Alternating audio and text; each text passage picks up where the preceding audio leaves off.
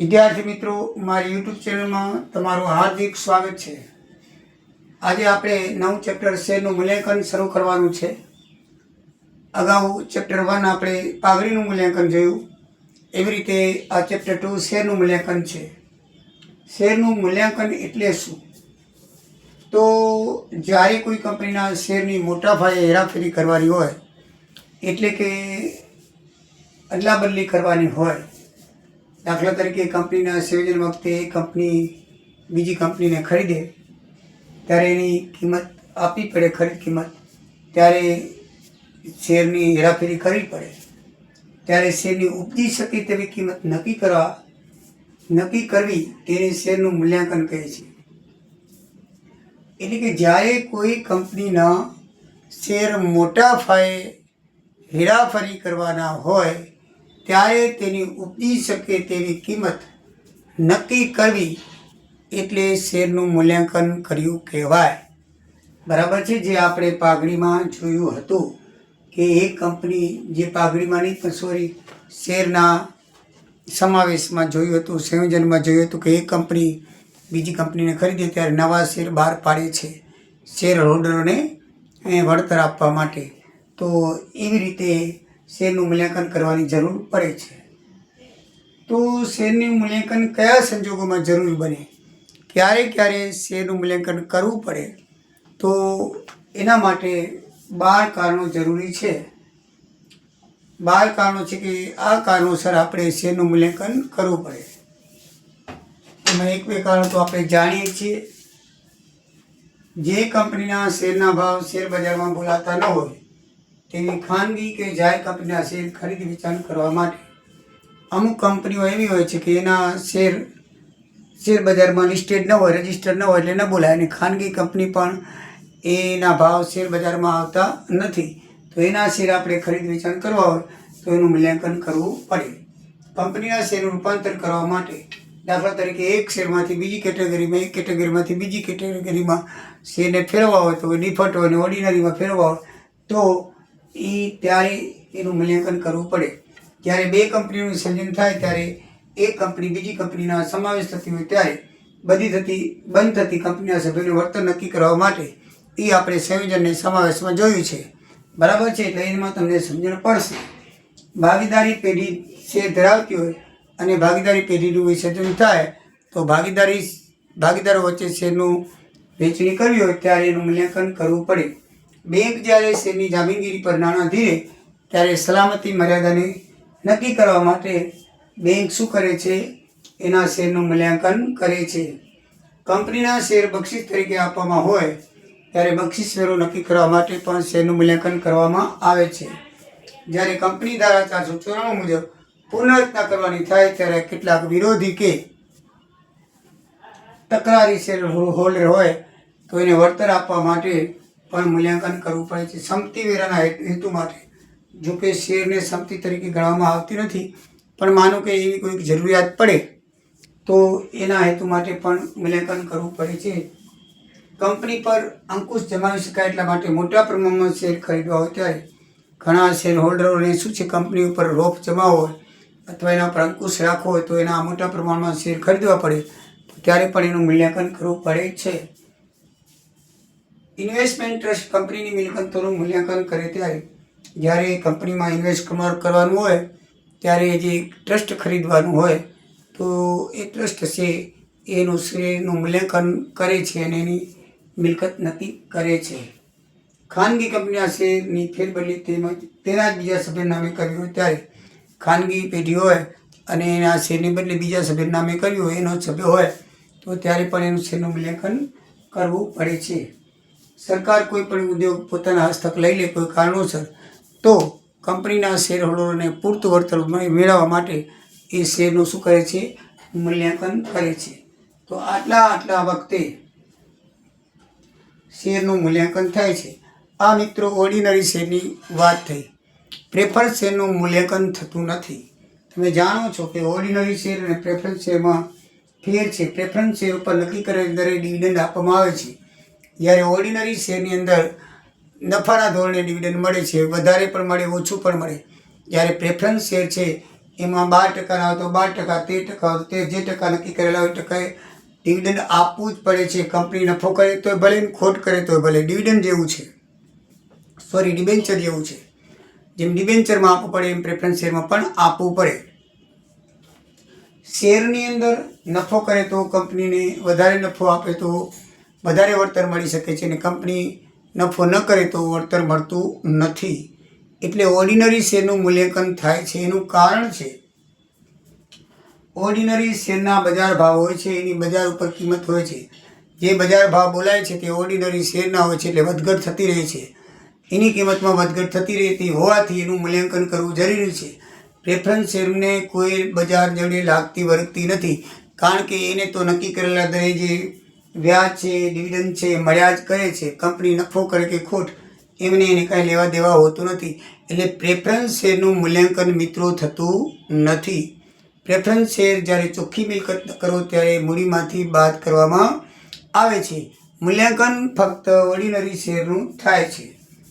Preference શેરને company ધારા મુજબ અલગ આપેલ છે. જેમ કે પ્રથમ ડિવિડન્ડ પ્રથમ પ્રેફરન્સ શેર હોલ્ડરને મળે છે. જ્યારે ડિવિડન્ડ ચૂકવવાનું હોય ત્યારે પ્રથમ શેર હોલ્ડર પ્રેફરન્સ શેરને મળે છે, અને કંપની ફરસામાં જાય તો મૂડી પરત કરવાનો હક પણ પહેલો પ્રેફરન્સ શેર હોલ્ડરને જ છે.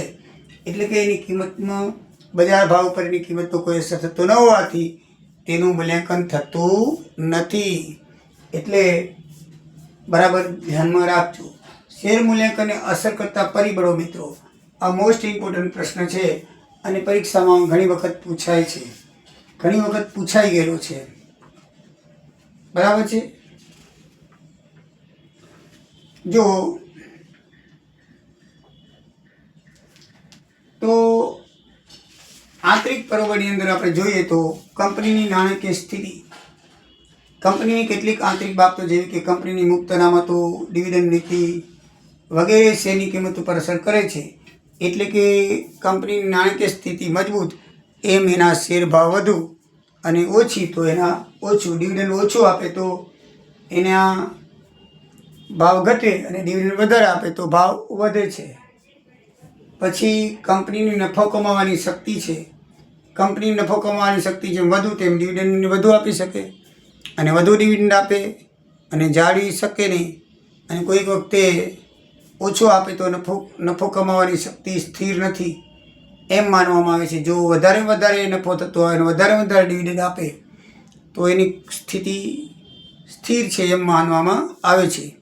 પરંતુ જો લાંબા સમય માટે આવી રીતે ડિવિડન્ડ વધુ ના આપી શકે તો એને નફો કમાવાની શક્તિ બહુ કાબુ નથી એમ માની લેવામાં આવે છે.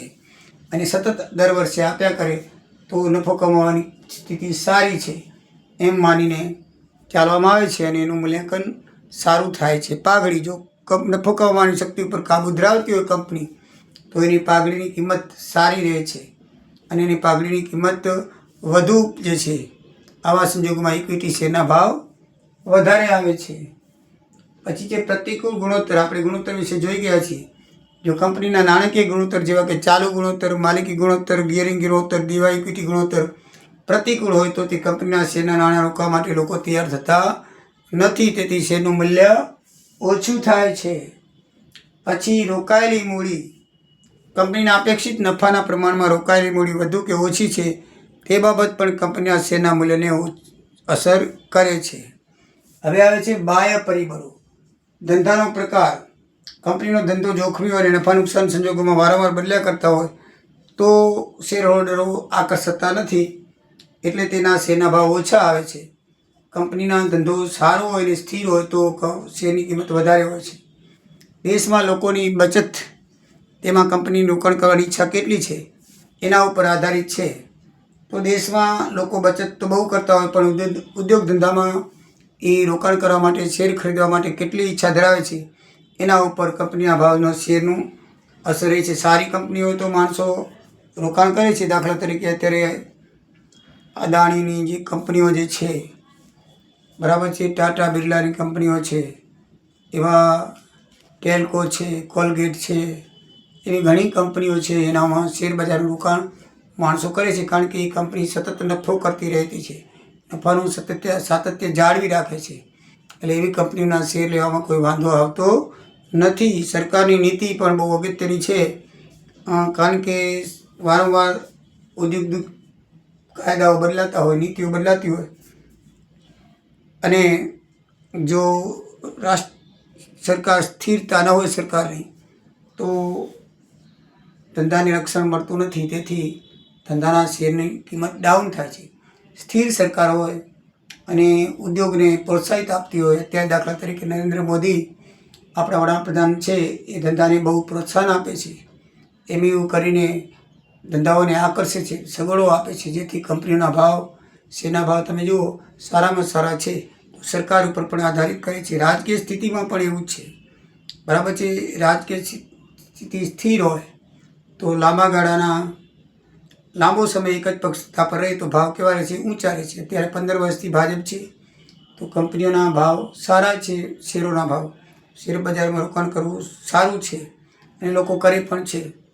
ધંધા ઉદ્યોગને મળતી આર્થિક સગવડો અને સેવાઓ, એટલે કે વિકસિત દેશોમાં આ સગવડો સેવાઓ વધુ મળે છે. આપણા દેશની અંદર પણ નરેન્દ્ર મોદી ધંધાઓને, ઉદ્યોગોને લોન આપે છે, જમીન આપે છે, કાયદાની અંદર છૂટછાટ આપે છે, શરૂઆતના વર્ષોમાં ટેક્સમાં મુક્તિ આપે છે. આવી બધી સગવડો આવે, સેવાઓ આપે તો એના ઉપર ધંધાનો વિકાસનો આધાર રહેલો છે ને ભાવ પણ શેરના વધે છે. અન્ય કંપનીના શેર પર વળતર, આ જ પ્રકારનો ધંધો કરતી અન્ય કંપનીના શેર પર વળતર કેટલું મળે છે એ આપણી કંપનીના શેરની કિંમત નક્કી કરે છે. આમ શેરનું મૂલ્યાંકન એ એકાઉન્ટન્ટ માટે શું છે? એક મુશ્કેલ ભર્યો પ્રશ્ન છે. શેરનું મૂલ્યાંકન કરતી વખતે પાઘડીનું મૂલ્યાંકન કરવું પડે છે. એના સિદ્ધાંતોનો ઉપયોગ કરવો પડે છે, અને પાઘડીના અને શેરનું મૂલ્યાંકન એકબીજા સાથે સંકળાયેલા છે. એટલે સમજ શક્તિથી, જ્ઞાનથી અને વ્યવહારિક બુદ્ધિથી આપણે એનું મૂલ્યાંકન કરવું પડે છે.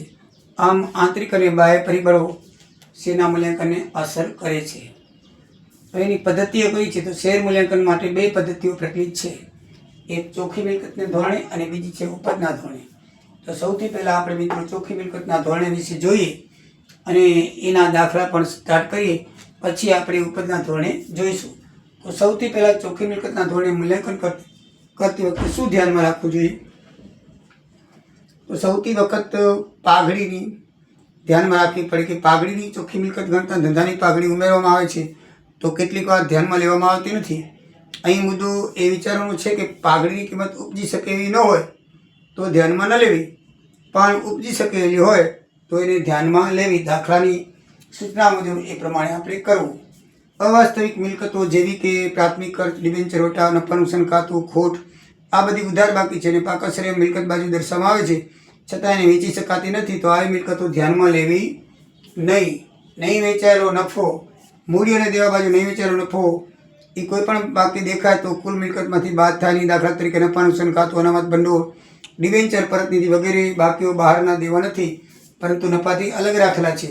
એટલે ચોખ્ખી મિલકત શોધતા ધંધાની કુલ મિલકતમાંથી ફક્ત બહારની વ્યક્તિને ચૂકવાના દેવા જ બાદ કરવા.